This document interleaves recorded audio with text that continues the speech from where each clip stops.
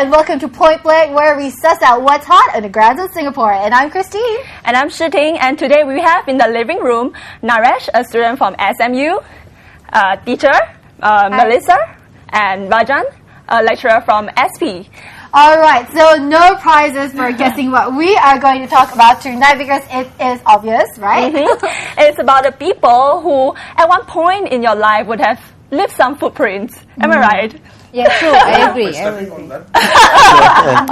Okay, let's take a look at this video then.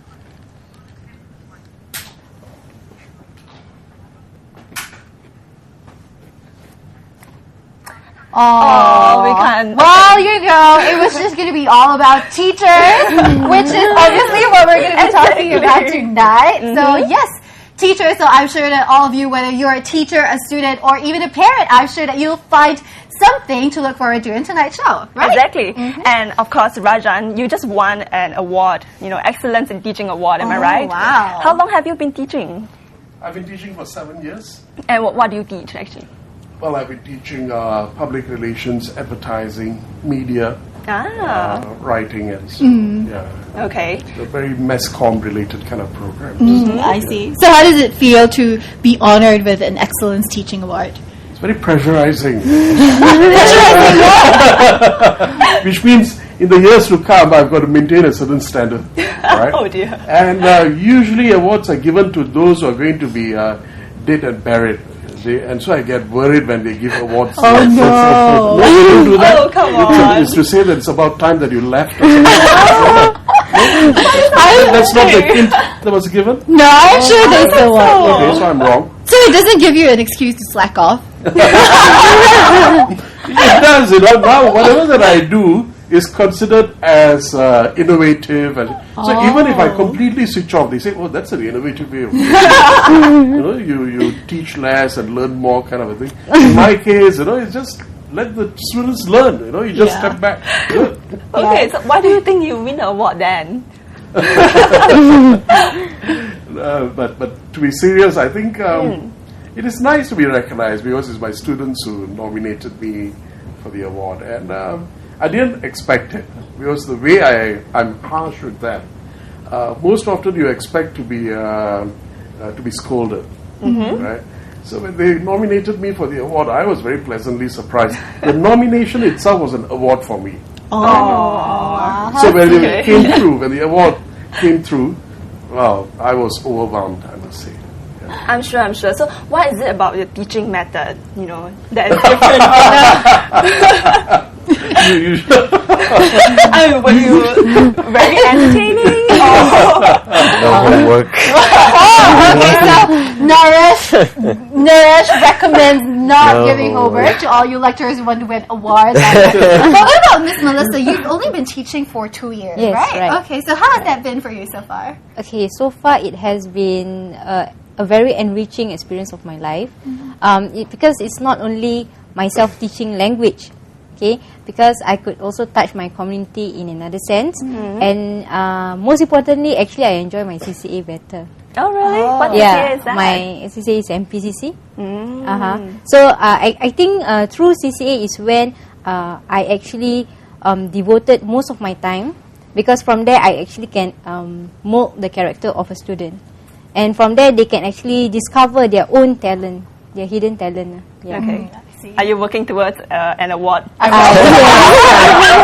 was just going to ask. So are you? Award. Give you money also. There you go. Okay. For award, for me, I'm a simple person. As long as I know that my students and pupils would be able to show their appreciation, and if they show that they somehow rather succeed in the academic or moral achievement, for me it's very satisfying. And I rather for probably like him, he would be very superbly fantastic teacher, and he's being recognized. Wow. Like for me, if let's say I was nominated for a few awards, but and they wrote something about yourself. Okay.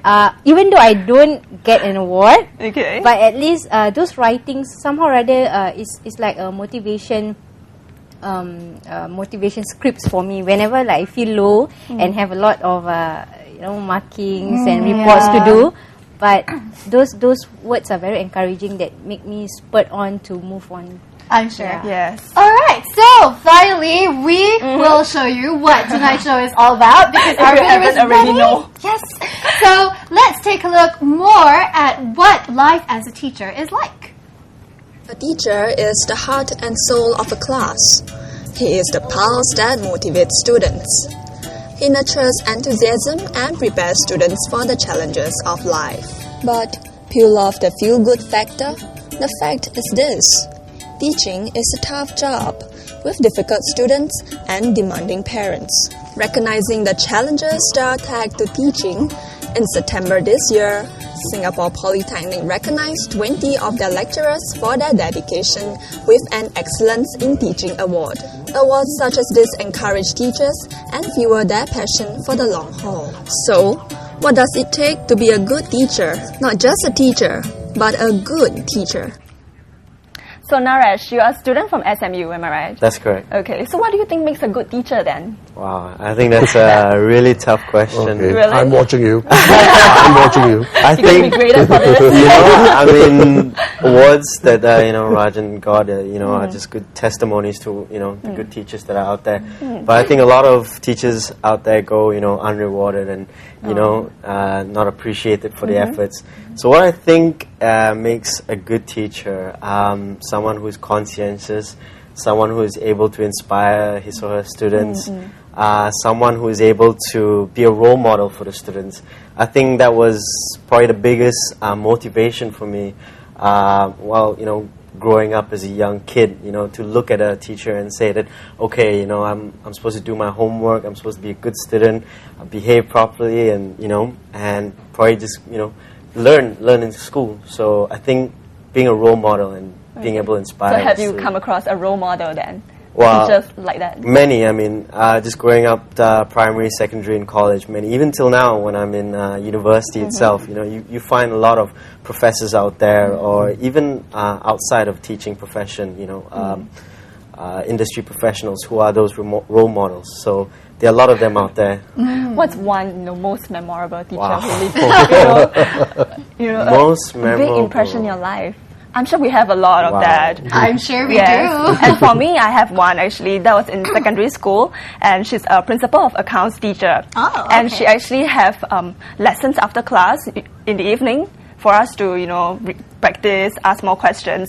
And I really respect her for what she did because she's not paid for that, definitely. So do you have any teacher who really go an extra mile to teach their students? I think that's gonna be tough to pinpoint one specific teacher. How about a teacher that you currently have right now? Any university teachers? Wow. I guess once you reach university level, I think the professors kind of like step back and leave it up to the students to do their own independent learning, and they just guide you along the way.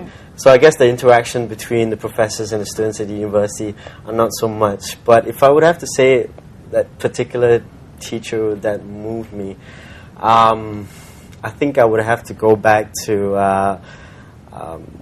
probably my secondary school days. I think actually I would say it was the principals. Wow, different, principals.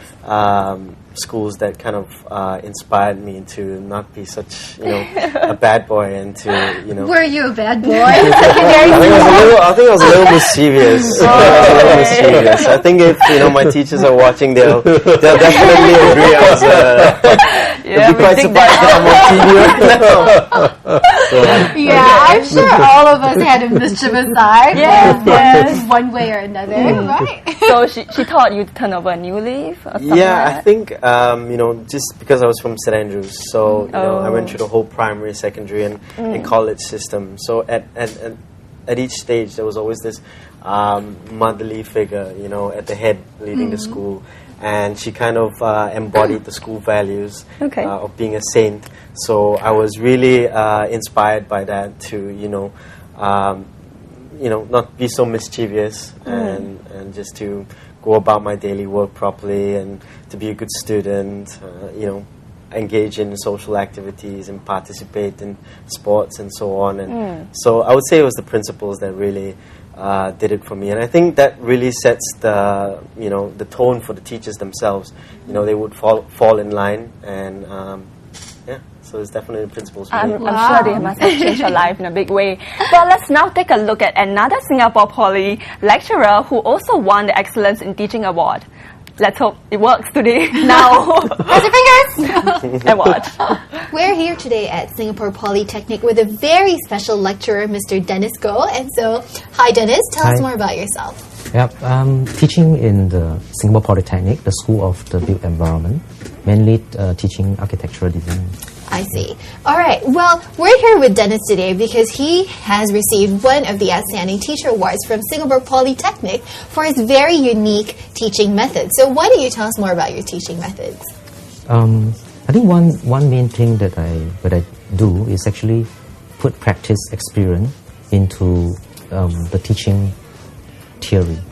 So rather than just teaching from textbook theory after theory, that's the student very difficult to associate with. With the experience, you tell your experience as a story. So a student can listen and remember the story easier than they remember the theory. I understand that you actually applied Chinese philosophy and values into your teaching. So maybe can you tell us how exactly did you manage to find a connection between ancient Chinese philosophy and today's modern world? The time when I was in Australia at the University of Melbourne, in the final year project, we're supposed to customize or rather set up or derive a theory, a design theory for yourself. So at that point that I look at architecture, it's mostly a history from the West. It's not so much related to our own root of culture. So I thought maybe our own culture like Chinese or Asia, maybe it's something I can find to connect them. I think the question here is how to really attract them, rather than just reading from the PowerPoint. Yes. Okay, I think one way to do that, sometime in my lecture, I do without PowerPoint. I do drawing. Okay, I think drawing as your hand goal, they start to imagine what that will become. I think that kind of interaction is wonderful. I think most of the time in the class, for my case, I'll be quite animated. Sometimes I can put out a chair and say, look at this chair, the construction. Why someone that is 50 kg or above sit on this chair and nothing happens?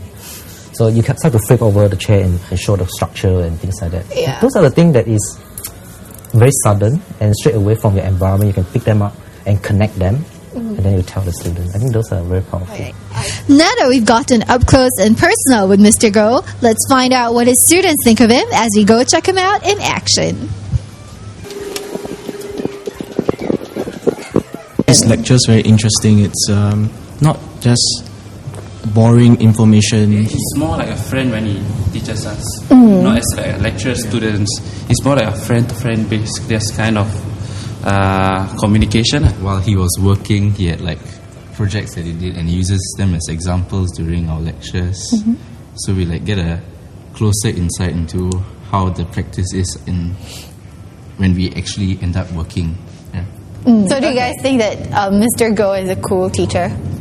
Yeah. Okay, why do you say so? He carries an iPhone, so that's kind Okay. So he carries an iPhone. Yeah. And when he teaches us, what I find it different is that other lecturers, they will criticize you a lot on your design and like there's changes and change that. But Mr. Goh is like, he improves your design, like your own thinking, which is very important because each of us have different imagination. So he builds that up. Initially, for my project, I didn't know what to do, so I actually consulted him with like a few simple ideas, very simple ideas, and he actually helped to clarify my mind and he actually told me whether this was what I was thinking for when I was thinking about this idea. He could actually find your potential, and he could see your potential and develop you, help you to build up yourself. And I think he has some philosophy which is very interesting. For example, he could develop something from a Chinese character, and I think this is based on the Taoism. Let's say he could appreciate these words and find the points of this word from different way, and he could see every person, I think, from a different point of view. When he used to tell us stories that when he was studying university, he actually uses the culture of Chinese culture, the way it's written, how is it done, and apply all of that to his building. How his design works by his culture, because he thinks that our culture in Asia are the most important values that we have when we bring over to the Western nations. That's the most important value that he wants to inculcate in us. So if we have that and we bring it on to our design as well, it will be much more appreciated. Interesting.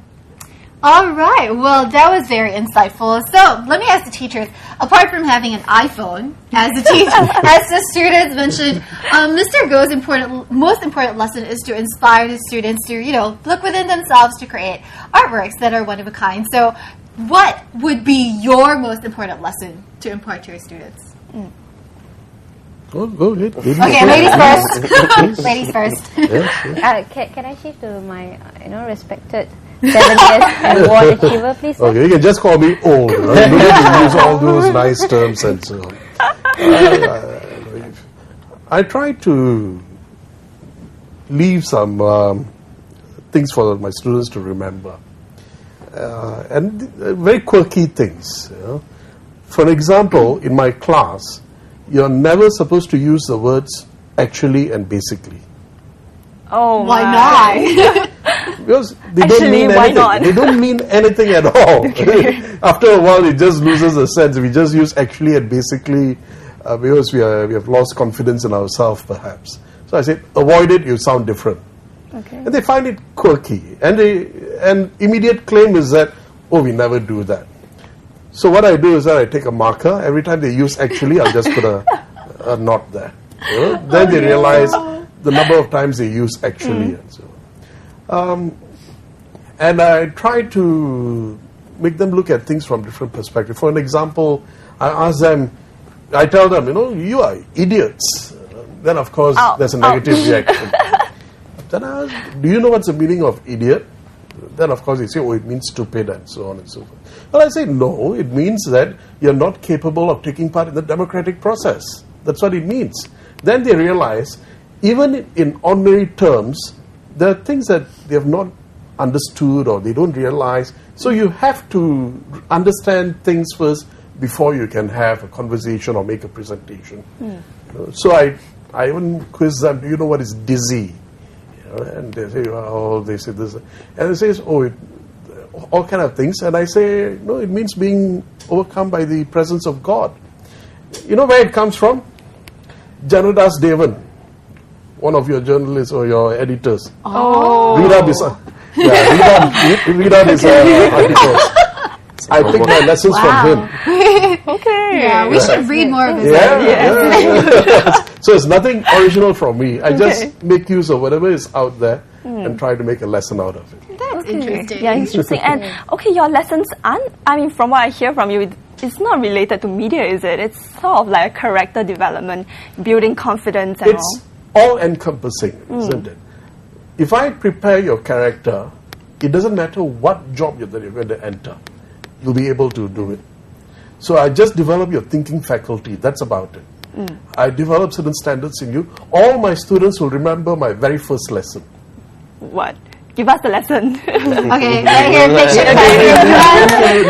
Invariably, my very first lesson, someone walks in late, about half a minute. Of course. Walks in smiling. And one of my students still remembers it, I said, you wipe that bloody smile off your face. Because you have entered late and never let that happen again. Yeah. So they remember such things. Punctuality, that it must be polite.